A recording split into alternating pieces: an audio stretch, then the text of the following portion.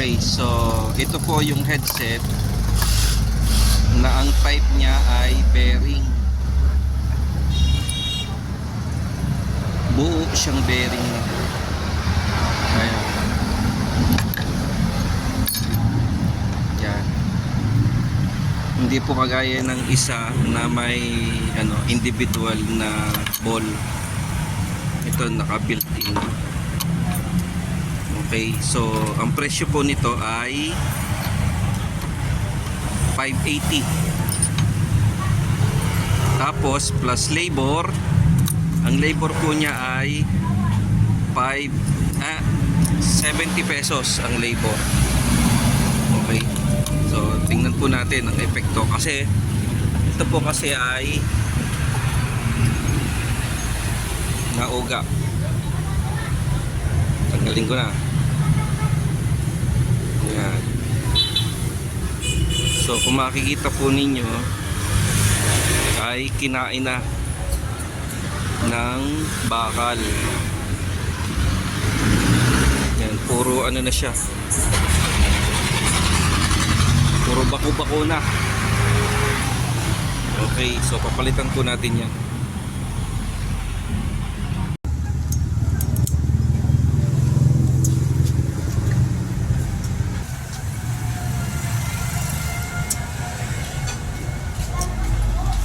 Pareho lang ba yan?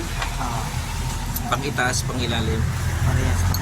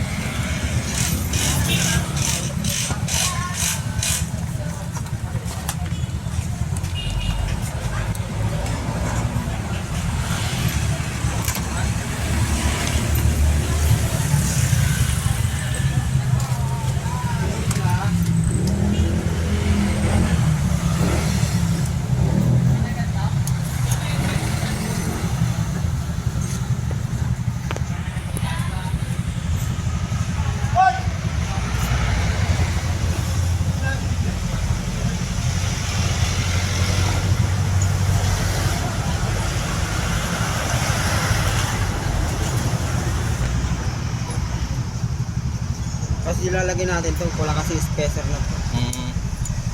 Kukulangin na siya. Palitan nyo na lang pag mayroon. Ganito lang ang bibili nyo.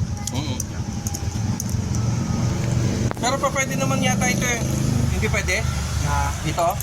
Ilagay? sa, Yan na, may ano na siya. ay hindi. Diba kasi yan? Sige.